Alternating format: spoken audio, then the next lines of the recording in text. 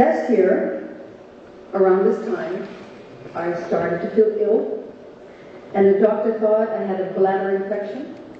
She gave me antibiotics, I finished the treatment, but the pain and the tiredness never left.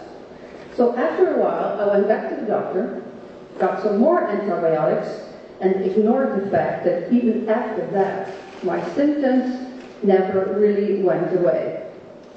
I just thought, I must be tired, I need a vacation, maybe it's all in my head, because after you take antibiotics, you're cured, right? This is what we have come to believe. Antibiotics are strong, they cure all, and they make you better. Until they don't. And then my back started to hurt, and I was having these really strange dreams that my body was stuck in the mud, or I was sinking in quicksand, and I couldn't move. It was like my body was trying to tell me something. And then one evening in September, just after I had hosted a live television show, I just fell apart. I started shaking violently, and I ended up in a hospital on an IV drip for 5 days.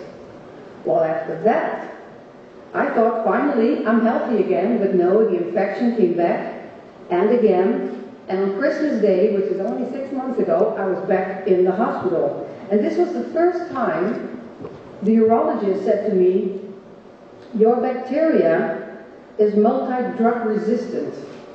She said, for this type of E. coli, we can use 8 different kinds of antibiotics, but in your case, 7 of those do not work anymore.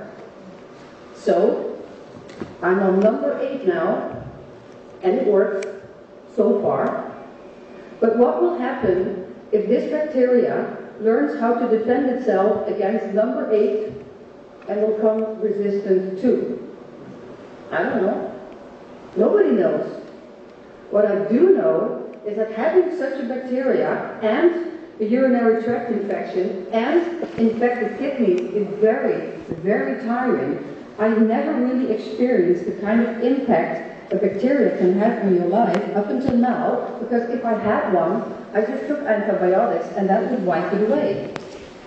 I think we have forgotten what a simple bacteria can do to your body because we've had the luxury of great medication. But now we are facing a time in which these medicines are failing us. And what are we going to do? When I had to make an appointment at the hospital to see a urologist, she said to me she had to plan me at the end of her shift. Why? Because after my visit, she had to clean and disinfect everything. I was quite embarrassed when she said that. Of course, she didn't mean to hurt my feelings. But it made me realize that being a patient with multi-drug resistant bacteria is not something to take lightly. It's a serious thing. They even said to me, if you would end up in the hospital now, we have to put you in quarantine. In quarantine? I'm a mother of 2 children. And of course I was wondering, am I contagious or what? This whole situation was starting to make me a little bit nervous. I thought, how did I end up with this thing? Having multi-drug resistant bacteria, is that not something for elderly patients? For very ill people with low defenses? And the answer turns out to be no. Anybody can get affected, and more people will. Because these are strong bacteria, sometimes even called super bacteria, and they're everywhere, and we can't beat them. Even worse, it turns out we are part of the problem because we are creating them. So I did a little research on my own, because every week I write a column for a Dutch newspaper, and of course I also wrote about the problem that we are facing, the fact that these bacteria are outsmarting us, and that we are heading in a dangerous direction. A direction in which simple infections could actually kill us. I've noticed that a lot of my friends do not really believe me when I tell them that these multi-drug resistant bacteria are a very real threat. The most common reaction I get is, so if these antibiotics are not helping you anymore, what's the hospital going to give you then? Well, how about nothing? There is no alternative yet. I'm not a doctor, I'm not a scientist, and I'm not a politician.